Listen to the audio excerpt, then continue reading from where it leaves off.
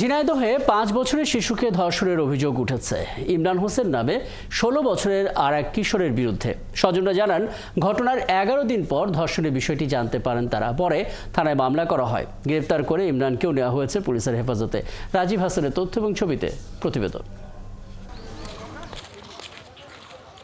ঝিনাইদহের হরিণাকুণ্ডতে রাজমিস্ত্রির সহকারী হিসেবে কাজ করেন ১৬ বছরের ইমরান হোসেন। থাকেন পোলতাডাঙ্গা গ্রামে। তার বিরুদ্ধে উঠেছে ৫ বছরের এক শিশুকে ধর্ষণের অভিযোগ।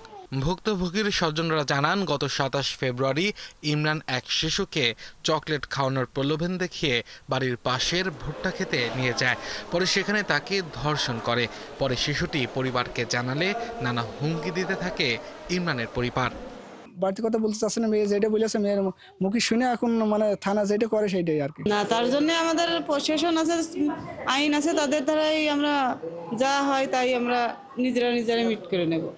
২ দিন আগে শিশুটি হঠাৎ আবার অসুস্থ হয়ে পড়লে ঘটনাটি সবার সামনে চলে আসে।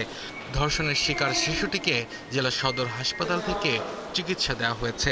তাতে আর কোনো জায়গায় না ঘটতে চায়, তাহলে এর বিচারটা চায়।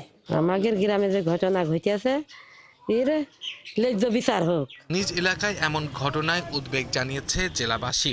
তারা বলছেন, শাস্তি নিশ্চিত করা গেলে অপরাধীরা এ ধরনের কাজ করা থেকে অনেকটাই বিরত থাকবে।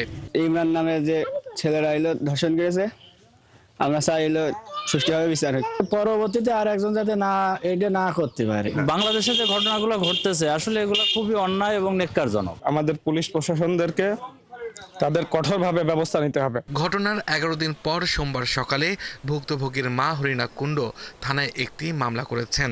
অভিযুক্ত কিশোরকে গ্রেপ্তার করেছে পুলিশ। আমরা ধর্ষণের এজাহারপ্রাপ্ত হয়ে মামলা গ্রহণ করেছি। তদন্ত অব্যাহত এবং ভিকটিমকে মেডিকেল পরীক্ষা জন্য হাসপাতাল বরাবর প্রেরণ করা হচ্ছে। নারী শিশু ধর্ষণ, নিপীড়ন, আইন শৃঙ্খলা পরিস্থিতির অবনতি, বিচারহীনতার প্রতিবাদে মানববন্ধন ও বিক্ষোভ কর্মসূচি করেছে ঝিনাইদহের মানুষ। আব্দুল আল মামুন, ৭১।